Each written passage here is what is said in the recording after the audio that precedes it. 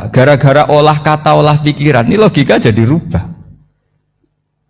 Lagi-lagi apa? Jawaban itu ada di kata-kata sebetulnya.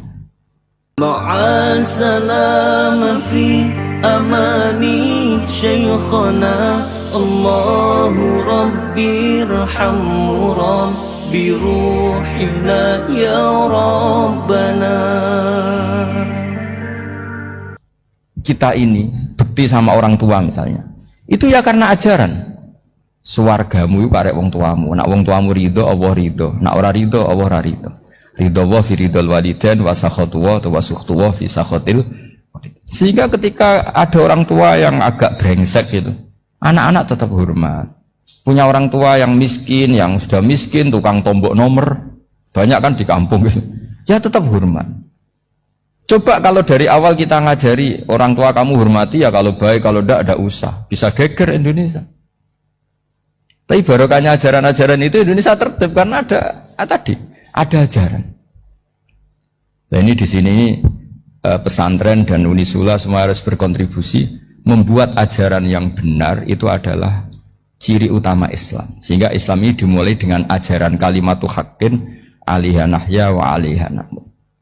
Sehingga kita tenang seperti ini. Saya ini termasuk kiai yang tenang. Meskipun kata orang banyak saya ini kiai besar, tapi termasuk kiai yang paling tenang. Termasuk yang paling tenang. Karena saya ini pakai mazhab orang-orang hebat. Saya berkali-kali cerita, orang kayak Imam Syafi'i itu orang yang luar biasa. Saya berkali-kali cerita, orang yang tadi nyium tangan kamu ya Imam Syafi'i, di belakang tuh ngerasani kamu, menghujat kamu. Jawabannya enak saja. Berarti saya alhamdulillah orang yang wibawa. Buktinya di depan saya nggak berani. Jadi enteng saja. Diceritain sebagian kampung, sebagian separuh dari warga kamu itu nggak suka kamu. Ya bagus lah nggak suka saya, nggak akan utang duit saya. Di mana-mana orang utang tuh karena teman dekat. Kalau nggak seneng pasti minimal nggak utang, nggak pinjam mobil, nggak pinjam apa. Berkah mana yang seneng sama yang gede? Jadi dianggap enteng saja. Semua yang dialamin dianggap enteng saja. Misalnya punya istri pemarah, ya baguslah marahin suami. Kalau marahin tonggo malah ribet. Jadi kamu harus terima kasih kalau dimarahin istri. Baguslah marahin saya mah, kalau marahin tonggo ribet. Jadi enteng saja. Tapi kita sekarang tuh karena nafsu ya, sehingga ngadepi hidup ini ribet. Ulama dulu kalau mau mati itu senengnya bukan main. Sudah lama saya ini ingin gak maksiat. Kayaknya gak maksiat paling efektif itu mati. Ya tidak apa-apa Gusti, kalau sebaiknya mati ya mati aja. Enteng saja. Jadi melihat kematian itu akhir dari segala keburukan atau potensi keburukan. Apapun baik kita sekarang, suatu saat mungkin kita nggak baik. Yang bisa menghentikan ketidakbaikan atau potensi ketidakbaikan itu apa coba? Mati kan? Berarti mati itu mengerikan apa menyenangkan? Mesti kamu tidak berani menjawab. Meskipun secara ilmu kamu berani, tapi secara rasa nggak berani kan? Saya ulang lagi ya, yang bisa menghentikan keburukan atau potensi keburukan itu apa coba? Apa? Kematian. Berarti kematian itu menyenangkan atau menyusahkan? Apapun kamu tidak berani jawab karena kamu agak-agak duniawi itu kelihatannya. Tapi secara ilmu, kamu tahu kan kalau mati itu tidak buruk-buruk banget. Karena apa? Itu akhir dari segala keburukan.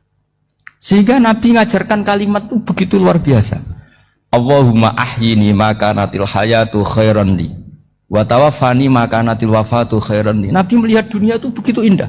Ya Allah, kalau saya ini hidup, anggap saja hidup ini ziyadatan li fi kulli khairin, menjadi modal saya menambah segala kebaikan. Jika suatu saat saya mati, anggap mawon rohatan li min kulli syarrin, itu akhir dari segala keburukan saya. Sehingga mati hidup ya baik karena di situ kita bisa berkontribusi beramal soleh. Mati juga baik karena mengakhiri segala keburukan.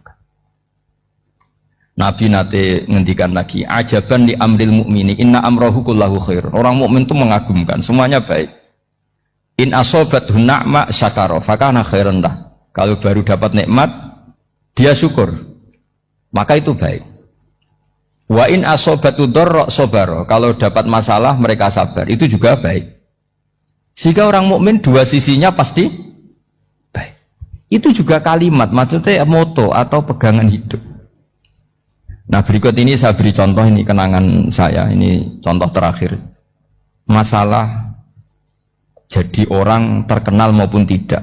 Di sini dicontohkan Imam Ghazali di halaman 367 di kitab saya 367, juznya 3 di kitab Ihya Ulumuddin.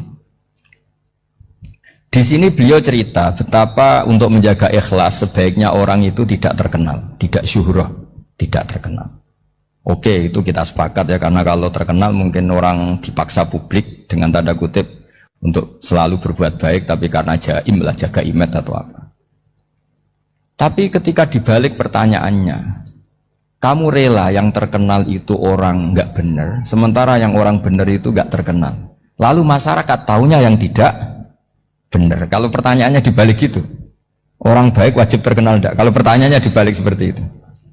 Dokter yang benar tidak terkenal, yang malpraktek terkenal. Kamu ingin kondisi seperti itu? Ya ingin kan? Kampus yang bagus nggak terkenal, kampus yang bagus nggak terkenal, yang nggak bagus. Nah, artinya apa? Gara-gara olah kata, olah pikiran, ini logika jadi rubah. Lagi-lagi apa? Jawaban itu ada di kata-kata sebetulnya. Makanya bab-bab seperti ini tidak usahlah kita berdebat, berpolemik. Sebaiknya orang itu humul, menutup diri, apa sebaiknya orang terkenal, itu nggak perlu seperti itu. Sudah terserah Tuhan saja. Makanya saya mulai dulu ngaji sampai sekarang itu ya tidak punya punya ikon tertentu atau punya website tertentu, enggak. Sudah terserah pangeran, sudah. Saya juga tidak sok suci materialistik atau enggak, ya tidak mikir saya. Bukan apa-apa ya, karena saya ini kiai, jadi biasa urusannya sama Allah, tidak sama makhluk. Jadi pusing kalau sama sarah-sarahnya makhluk itu pusing. Meskipun rektor kalau nasihati saya pasti tidak saya terima, itu tetap makhluk, itu sudah ada ngefek. Kalau saya itu sudah ada itu. Bukan karena saya sombong, ya memang makhluk betul gitu, bukan. Cuma nasibnya bejo aja, tapi makhluk tetap makhluk. Saya beri contoh ya. Ini makalah yang ditulis Imam Ghazali. Ya, i'lam aslahaka Allah anna aslal jah wa intisarus sayyid atau sayyidi wal istihar. Wa huwa mazmum itu. Balil mahmudu al-khumulu illa man syaharahu wa ta'ala linasri dini min ghairi takallufi talabi syuhrati minhu. Jadi kalau kamu ingin ibadah kamu selamat, ya kamu jangan terkenal. Tapi resikonya adalah kalau kebaikan itu tidak terkenal, maka agak dikenali. Kalau agak dikenali berarti masyarakat hanya punya percontohan yang tidak baik, karena yang baik tidak terkenal. Jadi itulah ulama-ulama dulu. Jadi apa-apa itu dibanding-bandingkan. Kemudian nanti kelihatan, jawabannya itu kelihatan. Jadi ulama dulu itu biasa ngarang misalnya afatun nikah, sisi negatifnya nikah. Harus ngurmat istri, harus macam-macam, kalau terlantar itu ya dosa. Seperti tadi Pak Marsudi cerita, kalau orang ngapalkan Quran itu takut lupa, kalau lupa itu jadi dosa. Pertanyaannya, kalau semua orang takut lupa, takut dosa, semua orang nggak hafal Quran karena potongan-potongan lupa. Cara berpikir tidak seperti itu. Kalau berpikir ya namanya hafalan, ya inginnya hafal, kan nggak ingin lupa.